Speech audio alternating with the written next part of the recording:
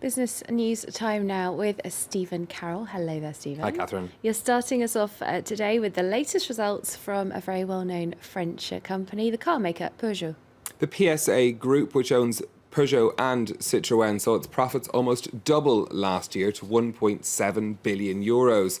The company's earnings boosted by cost-cutting, price rises and increased sales. PSA will pay shareholders a dividend for the first time in 7 years. It's an impressive turnaround for the car maker, which in 2014 needed a government cash injection and investment from the Chinese firm Dongfang.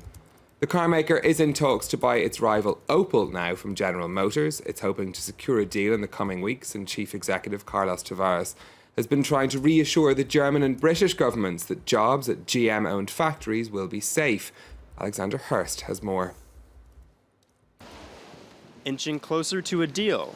PSA's acquisition of General Motors' European arm could happen in a matter of weeks. After nearly doubling profits last year to 1.7 billion euros, the company has the cash to pursue Opel and Vauxhall.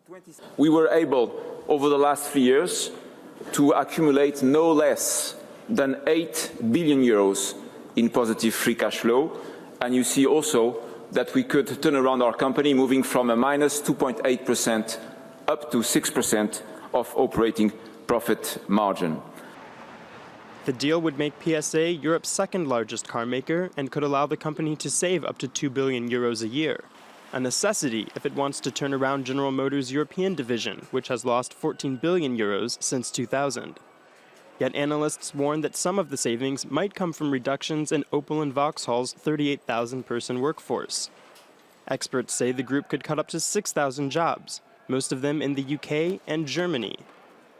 In meetings with Theresa May and Angela Merkel, CEO Carlos Tavares has given assurances that PSA will honor existing job guarantees. The French government, which owns 14% of PSA, supports the takeover, but also expects jobs to be maintained. Well, how's that news going down on the markets then? Peugeot shares opening up around 1% in trading in Paris today. There are lots of companies' results around which are moving the markets. We've got small falls in London, Paris and Frankfurt trading around the flat line. One share I picked out for you is the UK bank Barclays. They're up over 2% after their latest results. Over in Asia, shares slipping in trading there after the Federal Reserve minutes hinted that a interest rate rise could come fairly soon. Investors have been banking on a rate rise in June, but these minutes seem to suggest it could come sooner, as early as March. Low interest rates have been fueling a stock market rally around the world. You can see why investors might be worried about that.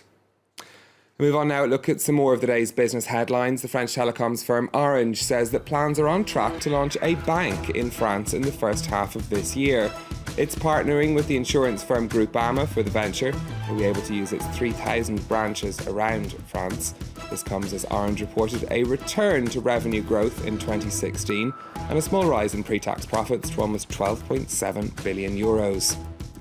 Carlos Ghosn stepped down as CEO of Nissan. He'll stay on as chairman of the Japanese brand, though, as well as CEO of Renault, but will focus now on building a new alliance with Mitsubishi Motors. Renault Nissan bought a 34% stake in Mitsubishi after it admitted it had cheated fuel economy data in its cars. And profits at the Australian airline Qantas fell by 7.5% in the last 6 months. Revenues fell too because of lower fares and increased competition the carrier is facing. Qantas has slashed costs and jobs in recent years in an effort to turn around its fortunes. Investors are optimistic, though. Shares rose by more than 5% in Sydney. Right, one final business news story now. Do you ever get the feeling that you're paying a little bit too much tax? I think it's something many people feel. Apparently, though, Stephen, in Sweden, it's actually official. People are paying too much tax. And that's despite having one of the highest tax rates in the world. The Swedish government says that it had a budget surplus of almost 9 billion euros last year, with almost half of that due to tax overpayments. It'll now have to pay back more than 4 billion euros to companies and individuals who paid too much tax on purpose.